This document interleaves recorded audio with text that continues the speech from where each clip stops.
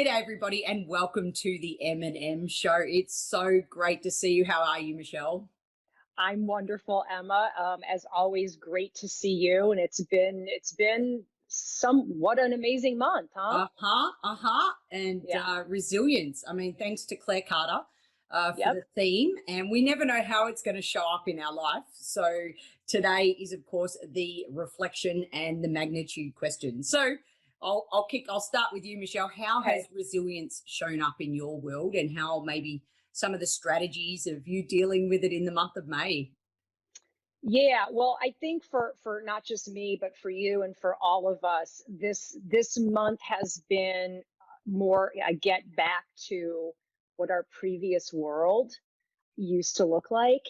And I think that we've all had to shown resilience to make it through our pandemic situation. We still have a ways to go, but I think when you walk the walk and you talk the talk and you keep your nose down to the ground and you do what you're supposed to do, that is resilience. And then the benefit ultimately is that things work out in your favor and that all pays off. And I think for you and I, that both came about in getting back on the road, getting on planes and doing what we really love to do, which is engage with tennis and fitness instructors and tennis athletes.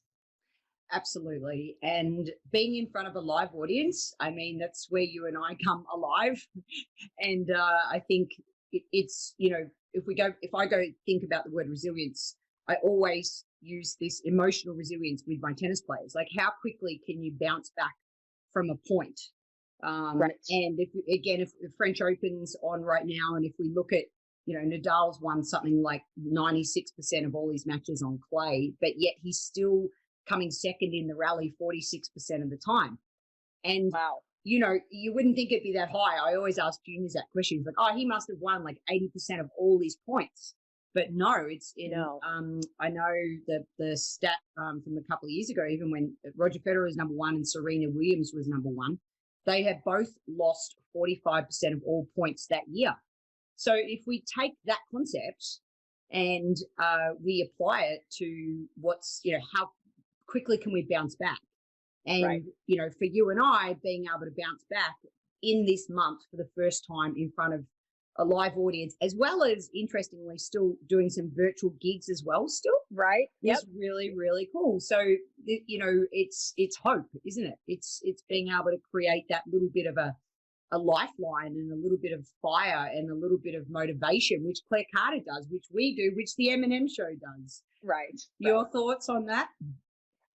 No, I think you summed it up very nicely, and I think resilience is a great word, and I think all of us throughout the world have shown a lot of resilience throughout the our last year plus of trying times, and we pivot, and we keep doing the work, Yeah. and ultimately it pays off. And I think you and I were poised to get right back into what we do, which is more live stuff as opposed to virtual. And we're still going to be virtual going forward.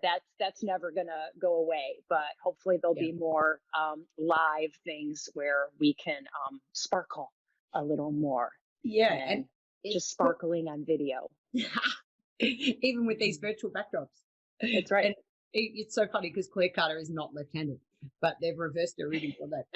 But just a quick shout out as well. Thank you, Michelle, to the USPTA Florida convention, which of course is on this week.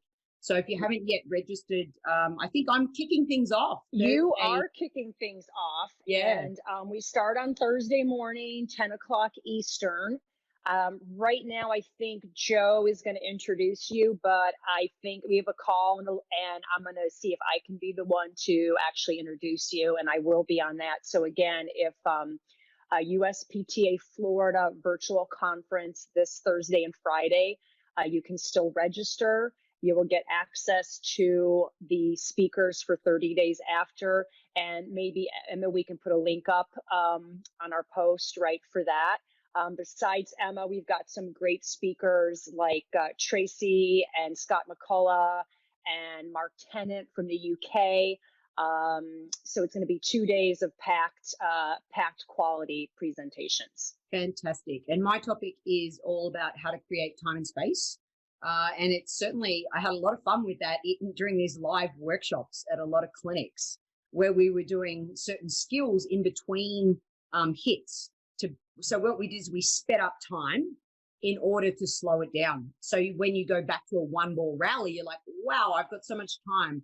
So for example, putting your racket around your body or under the leg, it's amazing the feedback that we got from doing all these drills live. And so I'm going to be showing those, of course, virtually, but please, feel free to get out on court and give these a go, because really it summarized resilience. Because if I'm making you do something between hits, that sort of, you're like, oh, that's uncomfortable. That's unusual. I'm not used to doing that. And when you do that, you have to sort of get over yourself. Because, one of the things that's very rarely taught is one thing we're in control of is when I make contact with the ball, I'm in control of when you make contact with the ball, which is very rarely, I've rarely seen that focused on within a training block. And I think it's so important. So I can't wait to bring those activities to life. All right. Well, we're looking forward to that. So, so anyway, I think we're wrapping up our month of May and our fabulous word, resilience. And again, thanks to our good friend and colleague, Claire Carter, for helping us out. All right. Take care, everybody. Bye.